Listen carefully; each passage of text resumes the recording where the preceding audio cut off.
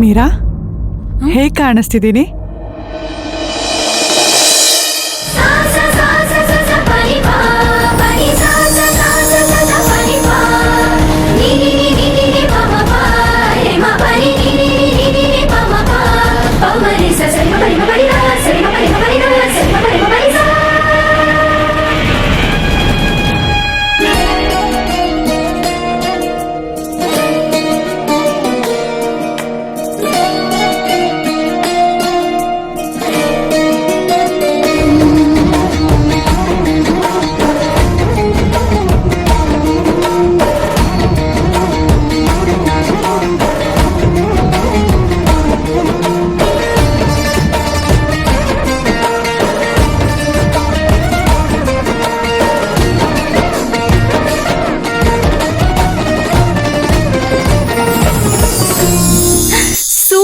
ಕಾಣಿಸ್ತಿದ್ಯಾ ಸಪ್ತಮಿ?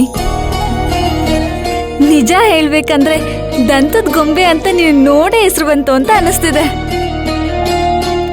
ಈ ಸೀರೆಗೂ ನಿನ್ ಕಲರ್ಗೂ ಸೂಪರ್ ಆಗಿ ಮ್ಯಾಚ್ ಆಗ್ತಿದೆ. ಹೌದು, ಈ ಸೀರೆ ಕೊಡ್ಸಿದ್ದು ಶ್ರೀಮಂತರ್ ತಾನೆ? ಹೌದು. ನಾಚಿಕೆ ನೋಡು.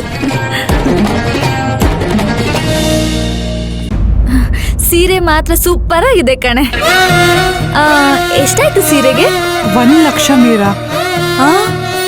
1 ಲಕ್ಷನಾ? ಚಿಕ್ಕ ಚಿಕ್ಕ ಖರ್ಚಿನೆಲ್ಲ ಲೆಕ್ಕ ಇಡೋ ಶ್ರೀಮಂತ್ ಕುಮಾರ್ ಅವರು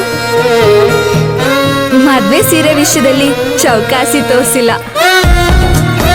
ನಿನ್ಗೆ ಕಾಸ್ಟ್ಲಿ ಸೀರೆನೇ ಕೊಡ್ಸಿದ್ದಾರೆ. ಅವ್ರು ನಿಜವಾಗ್ಲೂ ಗ್ರೇಟ್. ಅವ್ರು ಯಾವಾಗ್ಲೂ ಇದೇ ತರ ಕಣೆ.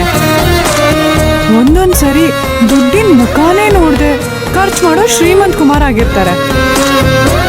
ಇನ್ನೊಂದ್ಸರಿ ದುಡ್ಡೇ ಬಿಚ್ತಾ ಇರೋ ತರ ಜಿಪುಣ್ ಕುಮಾರ ತರ ಆಡ್ತಾರೆ. ನನ್ಗಂತೂ ಅವ್ನ ಅರ್ಥ ಮಾಡ್ಕೊಳ್ಳೋದೇ ಕಷ್ಟ ಆಗಿದೆ. ಬೆವ್ರನ್ನ ನೀರಿನ ತರ ಹರಿಸಿದವ್ರಿಗೆ ಅಷ್ಟೇ ದುಡ್ಡಿನ ಬೆಲೆ ಗೊತ್ತಿರೋದು. ಶ್ರೀಮಂತರು ಕೂಡ ಅದೇ ತರ ತುಂಬಾ ಕಷ್ಟಪಟ್ಟು ಈ ಸ್ಥಾನಕ್ಕೆ ಬಂದಿದ್ದಾರೆ. ಅದಕ್ಕೆ ಅವ್ರಿಗೆ ಯಾವಾಗ ಯಾವ ಟೈಮಲ್ಲಿ ಹೇಗೆ ಖರ್ಚು ಮಾಡ್ಬೇಕಂತ ಚೆನ್ನಾಗಿ ಗೊತ್ತು. ಅಕ್ಕ, ಏನಾಯ್ತು ನಮ್ಮ ಅಕ್ಕ, ಅಪ್ಪನೆಲ್ಲಾದ್ರೂ ನೋಡಿದ್ಯಾ? ಅಪ್ಪನ ಅಲ್ಲೇ ಎಲ್ಲೋ ಶಾಸ್ತ್ರ ನಡೀತಿರೋ ಜಾಗದಲ್ಲಿ ಇರ್ಬಹುದು, ಹೋಗ್ ನೋಡು. ಎಲ್ಲ ಕಡೆ ನೋಡ್ದೆ ಅಕ್ಕ, ಅಲ್ಲೆಲ್ಲೂ ಇಲ್ಲ. ಇಲ್ವಾ?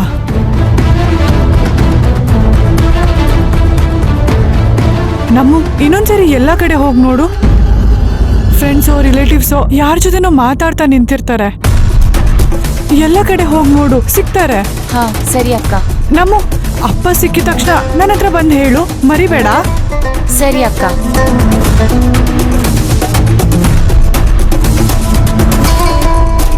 ಅಪ್ಪ ಎಲ್ಲಿ ಹೋಗಿರ್ಬೋದು?